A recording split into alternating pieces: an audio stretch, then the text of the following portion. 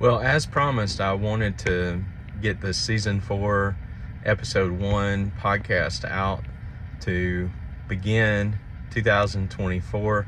It's coming at the tail end of 23. And in season 4, we're going to talk about milestones, accomplishments, and some of the outcomes that we experienced through the work with Life That Counts in our school-based programs. The first one I want to highlight is the first one we ever did. It was a school in north central Alabama. I won't say the name of the school just to protect their privacy and whatnot, but for those of you who are interested, I can connect you to the principal and even some of the administrative staff who were there at the time, who experienced our work and what we did. Glad to do that.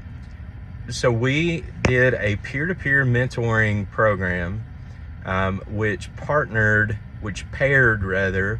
underclassmen students, roughly 1-to-4, 1-to-6 ratio, with upperclassmen students. So the upperclassmen would be the 1, the underclassmen would be the 4-to-6. And we paired freshmen with juniors and seniors. So there's some ideology behind why we did that, some theory behind why we did that. Some of the data, some of the research says that the more age that you have between the mentor and the mentee, the more outcomes you can observe. And before we get too far into this, I want to just say that we're using the word mentor loosely. Mentor is not a very good word when you're thinking about juniors and seniors in high school. The word mentor denotes an idea of excellence. It denotes an idea of accomplishment. It denotes an idea of like professional achievement. And I don't think it's fair to use that word mentor when we're talking about high school kids. The better word, I think, is guide, because a guide is simply someone who has been there before. Whereas mentor denotes a level of excellence and accomplishment and achievement. I feel like, from my experience, the word guide is a better word because they've been there. They know the ropes. They know the path. They know the people. They know the terrain. And I think so. Guide is just to kind of confirm a little bit. I think the word guide is a bit better word than mentor. But for all intents and purposes, we will continue to use the word mentor because that's the vernacular. That's the language in the industry, if you will, that Life That Counts is in. So what is peer-to-peer mentoring? So it's near peer or close age mentoring. So it's people who are doing life together.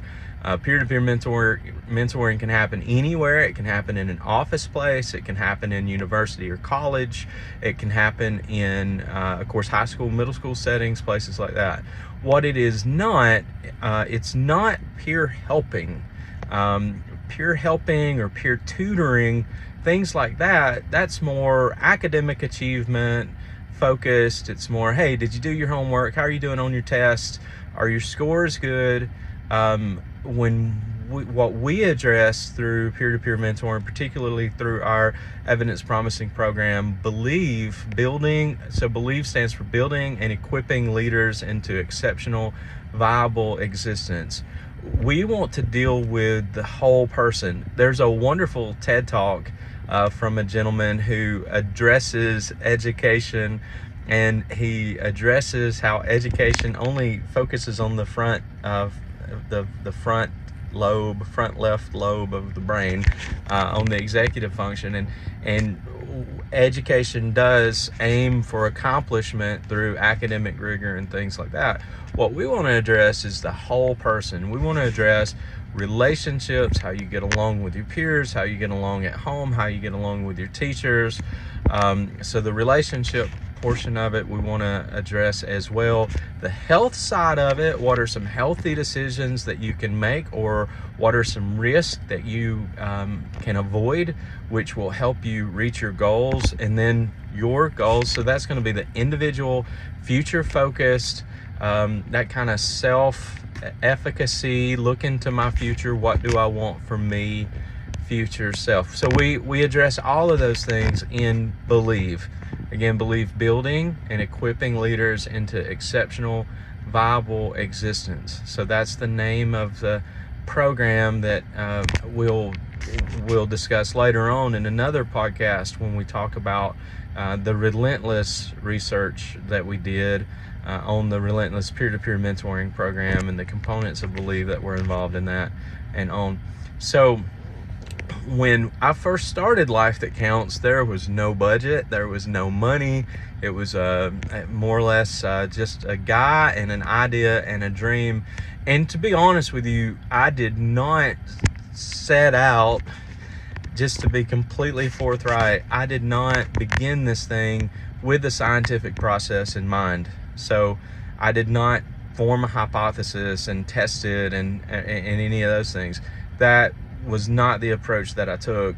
The approach that I took was, I guess you could say I was a little naive. I believed that culture could benefit, that school relationships, that school campuses could benefit from students being able to just be able to converse with each other more, to practice active listening skills, to practice something that we call QPR, question, persuade, refer.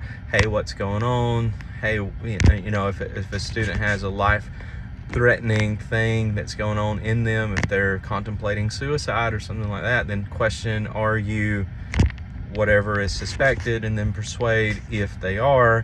I want to persuade this person to wait until we can find a trusted professional, a trusted adult, so that we can make a handoff, and then that's referred to.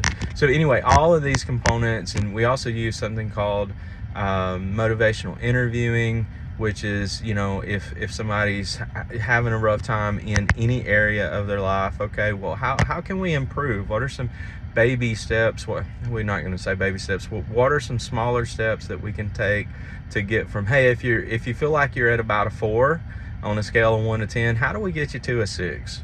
You know, and then it's the person who's experiencing whatever shortcoming they feel like, then they can work their own plan, and then that, you know, that mentor can just come alongside them and check in on them from time to time, just to see how they're doing, just to see if things are getting better, and so forth. So those are some of the components of programming in Believe, and so I want to just kind of jump toward the model. So we met over a course of the mentoring relationship lasted the course of a school year. So that's very difficult. I realized, man, that's hard to do, that calendars and making everything work, and you know, the struggle is real. I get that, but we did it, and it's doable. And so I just want to table that for now and maybe revisit that later, but we did do it. So we used the 6 elements of effective mentoring, so recruiting, screening, training, pairing, the matching process, mentoring, the mentoring process, and then closure or celebration. And this is where we come together at the end of the term, at the predefined end, and say, hey, it's been a wonderful year. What did we learn? What did we take away? We built new relationships. Who knew that we could become friends with these other types of people that were not like us at the beginning? I want to say this while we're here. In my experience, and even some of the earlier research when I began peer-to-peer mentoring, suggested that it's better if a mentoring relationship not take place at all than to end early. And I don't know, the jury's out. I don't know. I do not have any conclusive data from our work to suggest that that is or is not true. I do know that students fare better when the mentoring meetings are protected. I do know that.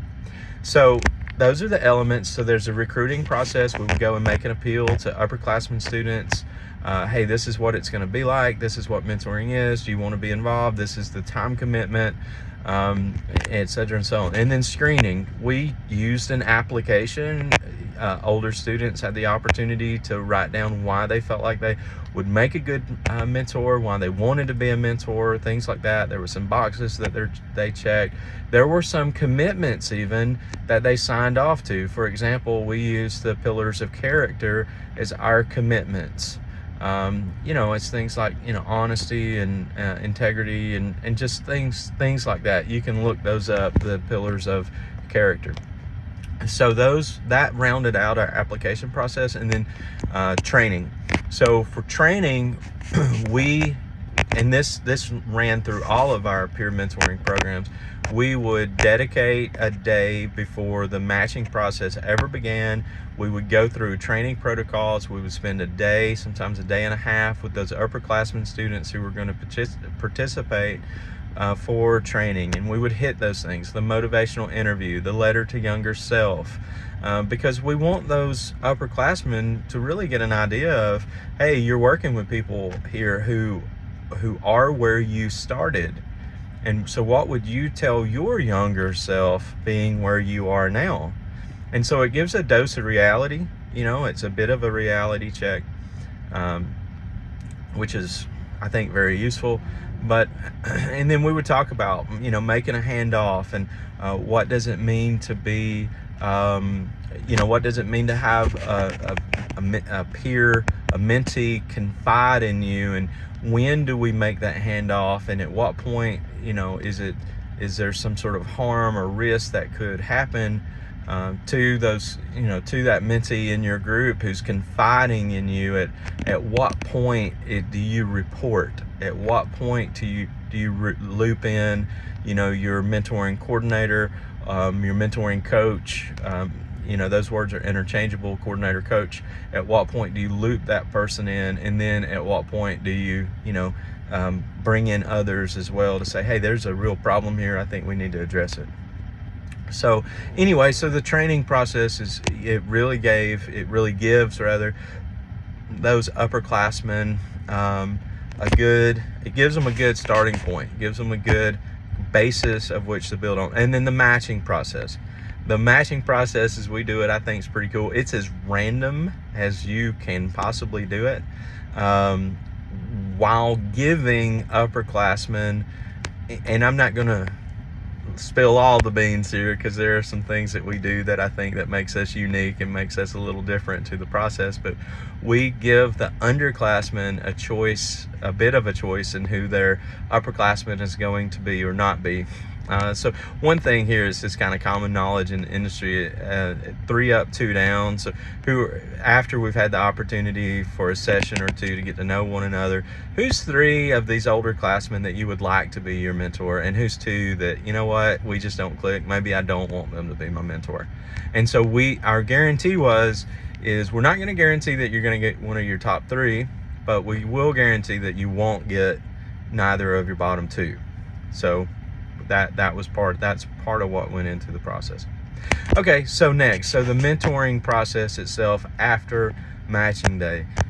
So this can be anywhere from, say, 8, which would be on the very short end of a mentoring relationship, 8 sessions, 8 meetings, to 26, 28 sessions, meetings. Now 26, 28 would definitely be on the high end for a school year. I mean, that's hammering it out. That's tough. I think a safe middle is somewhere between 18 to 22 scheduled meetings, when you're working with the school calendar, with all of the interruptions in the school calendar that can happen. Anyway, so moving on past that. So the mentoring program, or process rather, that's when we train the mentors, prior to each meeting, we spent some time with them. We went over the content. We discussed what we were going to talk about, and then it's up to the mentors. The mentors have their groups. They meet. They do activities. They have discussion. They do large group activities as well as small group activities. It could be handouts. It could be just a myriad variety of things. Ways that they could reinforce learning and connecting. And just remember, our primary goals were, hey, how do we arrive at that optimized future that we see for ourselves? Future focus, self-efficacy. How do we get there? How do we become that person that we want to be? And then what are some pitfalls along the way that we can avoid? So as far as pitfalls, you can think sexual risk avoidance, alcohol, tobacco prevention. You can think about anti-bullying. You can think about what does it mean to be kind. I mean, so many things in there in what it means to arrive at that future version of ourselves that we want to embody. So, and that's the meat and potatoes, if you will, of the mentoring process. And then the closure, as we already talked about, the celebration. There is a day marked. We're going to bring in some snacks and drinks. We're going to give out certificates at the end. We're going to acknowledge our mentors for serving in the capacity.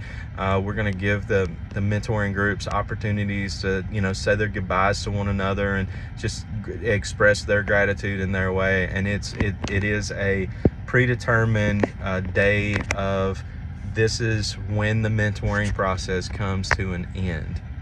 So those are healthy things. I want to mention just a bit about our outcomes. Again, I did not take the scientific process into this. It just sort of happened. And I think it's wonderful that it sort of happened. When I first did peer-to-peer mentoring and Believe, again, there was no budget. There was no, I was actually working a different job that paid my bills, and I'd convinced the owner of this business in this marketing role I convinced the owner to let me do this peer mentoring with a school as part of my job. And he agreed to it, which was kind of cool, but he agreed to it. He even the job that I worked even supported it with like tangible items, with cookies, with drinks, with different things I would just take to the school and have there for the kids. So it was kind of a cool deal. So I appreciate that fella and extend my gratitude to him for allowing me to do that. So when I first started doing this, oh man, I'll tell you how I did it. I sent out like 138 emails to principals, assistant principals, school counselors, superintendents in an area, like a 50-mile area around me, like 138 emails. I went online, I found all of these email addresses, and then I sent them out, and I got one response. I got one response. But that's all I needed. And I think this needs to be said. The response that I got from the principal indicated, hey, I believe our kids need, they need kind of a faith component. They need kind of this, that, or the other. And while I am a person of faith and I do believe, I never broached that. Like I never crossed that line. I never made it, I never tried to proselytize or convert anyone. None of our programming, there's none of that language in there. That's not our aim or our goal. While there is a spiritual side to every human, like we never, in any of our programs, we don't tell you where to go, right? To meet that need. Like that's not why we're there. That's not our aim. So we've always respected that in our programs. That's just part of us demonstrating character and integrity. So I think that needs to be said. But after 2 years of being at this school, it was really something. the principal, the school counselor came to me. We had a wonderful conversation. They said, John, do you want to know what your program has done over these last 2 years? And I'm like, and I'm thinking to myself, well, I know it's been great. The kids have responded. They look forward to coming. I mean, it's like 150 students involved. We're meeting every Wednesday morning at 11 a.m. We go for an hour and a half. It's this great thing, et cetera, and so on. So I'm thinking to myself, well, I know it's been wonderful. And then the principal sets me down, and I'm in the office with him and with the school counselor, and they began telling me how school attendance has risen from like the mid 60s to like 95.5% in the last 2 years. They're telling me how discipline referrals, they were averaging like a couple of discipline or like 6 discipline referrals. Was it a week or something like that? The discipline referrals were real high, and they dropped down from like that many a week to 2 per month. And the gravity of the discipline referrals changed as well. So a discipline referral is when a kid gets expelled, suspended, or sent to alternative school. So they went from like 6 a week to like 2 a month. So massive decline. And then he also communicated to me at the time, he said, John, our ACT scores have just shot through the roof. Like, we were failing, we were not doing our job, and now our kids are doing very well in their ACT and in their other standardized state testing. And I was like, whoa, this is incredible. And the word incredible means that which lacks credibility. And I'm thinking to myself, I would not believe this myself if it weren't coming from the principal. And so I called to verify. I called the central office for the Board of Education to just verify some of these things that I was being told by the principal. Just to say, okay, I'm pinching myself here to see if this is really happening. And so I called the Board of Education, and they confirmed everything that he told me. And I was like, holy cow, Batman, like, this is fantastic. This really has changed this school culture, and this really has changed this school dynamic for the better. So, look, I know this video isn't like, this is me holding my iPhone in my wife's car, on what's today, December 23rd. But I wanted to get this out. I sent out an email last week to several of our stakeholders telling them I would get this out in a podcast. And so here, hey, it's not the studio at the office. It's not the bougie microphone and camera and all that. But I think the audio and the video is going to be, I think it's going to be good enough. Whereas, what is it? Perfection does not get in the way of progress. So I hope we've made some progress here by disseminating this information to you, and I hope as you consider programs for your kids, for your school in the future, school assembly speakers, things like that. We do the You're Enough. We love that. We love that You're Enough idea. And that's the ethos, that's the heart, that's the driving heartbeat. That's what we want for every kid we reach, we make a connection with. We want those students to know that, hey, whatever you want for your future, you can accomplish it. You can live a life that counts. And if there's anything that we can do to offer support along the way, that's why we're here. So, hey, thank you. Thanks for taking the time to listen to this. And if we can be a service, don't ever hesitate to reach out.